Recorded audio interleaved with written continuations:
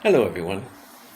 I thought I might take this opportunity just before our Independence Day to say a few words about California socialism.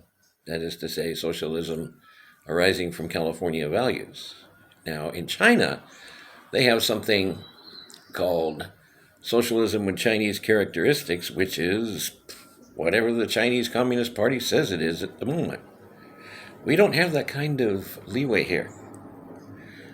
Our socialism arises from our values, values which we hold deeply and dearly: peace, freedom, equality, democracy, justice, diversity. These are our values that set us apart, definitely from the U.S.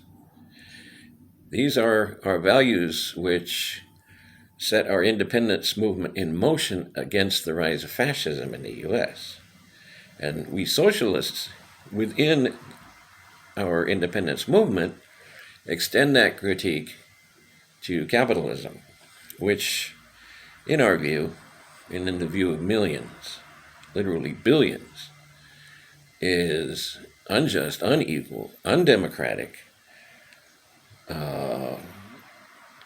It empowers a few billionaires at the expense of everybody else, which it ties to paychecks, and it abstracts away from our diversity through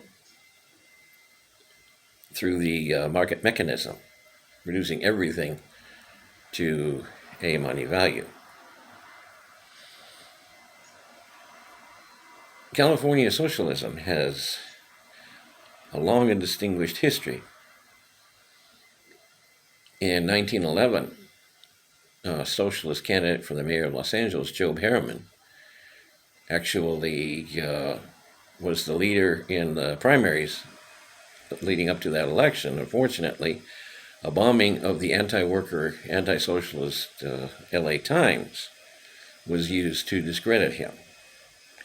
In 1934, in the teeth of the Great Depression, Upton Sinclair actually won the primary for the Democratic nomination for the governor of California. Unfortunately, Sinclair was defeated as much by his own party as by the Republicans. A tonic lesson for us. The largest socialist organization in the U.S. is based here in California, but only in California. They've tried in other states and haven't gotten very far. They haven't gotten that far in California either. I know, because I'm one of them. But we need to try something different. We need not to be doing the same thing over and over since 1968 and expect a different result.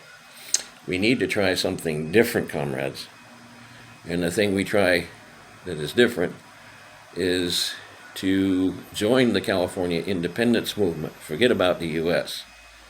We can do to the U.S. empire by winning our liberation from it what the Russians did to the Soviet Union when they left it. Okay, we can do that.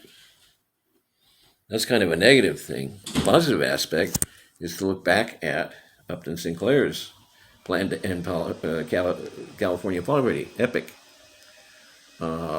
We have no shortage of poverty in California, being the most developed capitalist economy. Even though we have an economy larger than that of Russia, it's a capitalist economy, so it produces poverty, not just prosperity. What was Upton Sinclair's plan to end poverty in California? It had three aspects. Okay, the California Authority on Land, the California Authority on Production, and the California Authority on Money. Let's unpack those for the 21st century. We live on stolen land. Hence, our land authority would be the indigenous people to whom we would be returning land. Okay, we would make a federal republic we would return federal land the way the Soviets returned 1/3 of Russia to the people from whom it was stolen. But we would have our own way of doing the other two things. California Authority on Production. The Chileans in the 1970s, using 1970s technology, proved that democratic rather than bureaucratic economic planning can be carried out. Unfortunately, the Pinochet military, collaborating with the U.S., drowned that experiment in blood. We're not going to let that happen. Okay. We can, with the help of Silicon Valley, which is here, literally here where I'm staying, we can make our own Project CyberSyn for the 21st century and turn our economy around for the benefit of us all. How do we pay for all this? Our 21st century California Authority on Money would be our public bank, okay, which would issue our currency, which would back our currency, and would generally finance the first two things, as Upton Sinclair predicted, and as we in the 21st century here can achieve.